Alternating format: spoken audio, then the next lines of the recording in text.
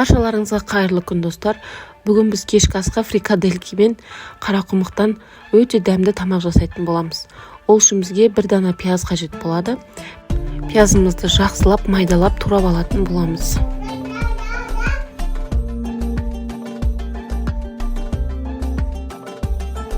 Қалауларыңызға қарай тәтті болгар бұрышын тураймыз.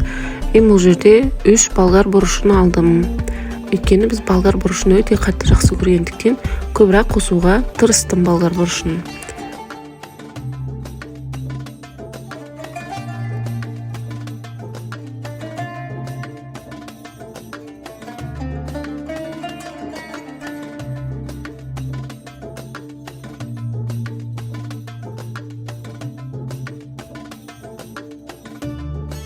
Келесі бізге картоп керек. Картопты де 4 бұрыштеп етіп турап алатын боламыз.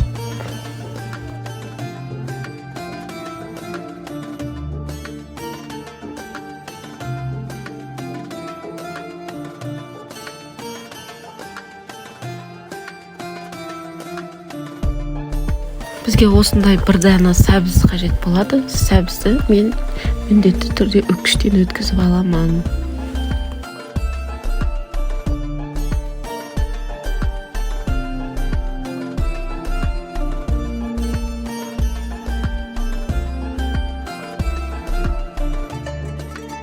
Бізге фрикадельки жасау үшін фарш қажет болады.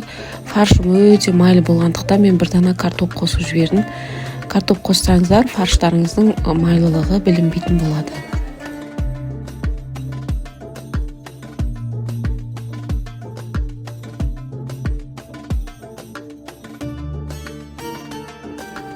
Және де бір тіше чеснок қосамын.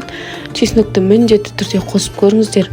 Фаршпен, яғни етпен чеснок біріккен кезде, қара бұрыш тұздың бәрі бірігіп араластырған кезде өте дәмді, керемет иіс аңқиды.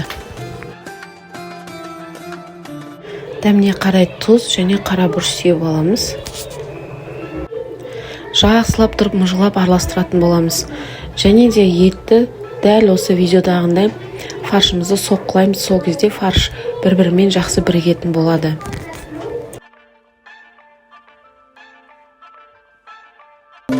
Дайын болған фаршымызды осылай кішірек етіп дөңгелетіп фрикаделькиларымызды жасап алатын боламыз.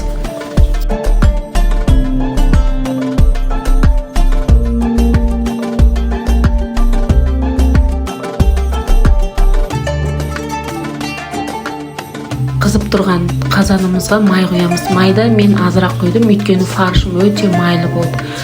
Содан кейін қызып тұрған қазанға ақырын пияздарымызды салып, жақсылап қуырып алатын боламыз.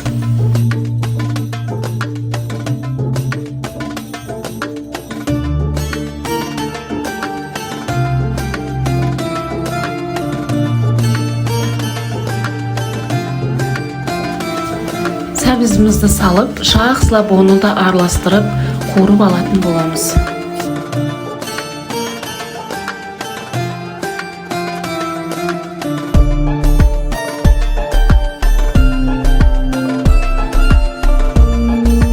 Томат пастасын қосып, жақсылап бір келкетіп араластырып аламыз.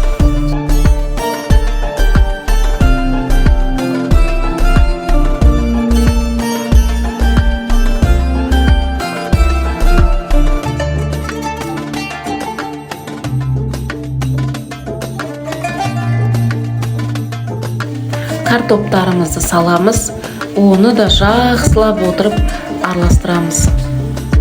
Татымына қарай тұз саламыз.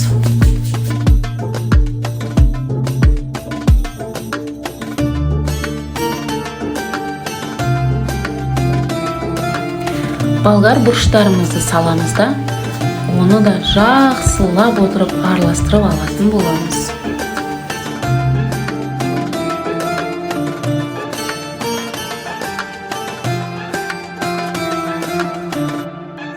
Көлемдеп, мөлшерлеп су құямыз.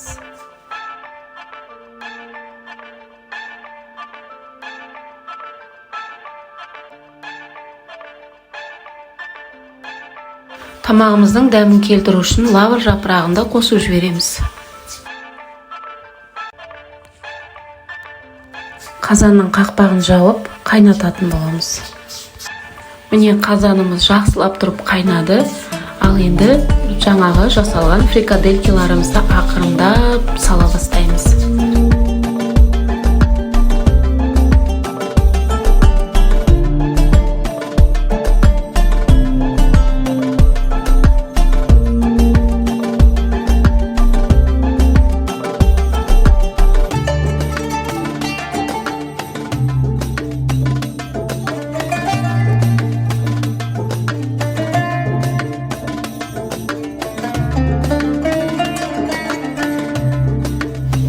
Қазанымыз қайнап болғаннан кейін қара құмығымызды соңында осылай етіп салып алатын боламыз.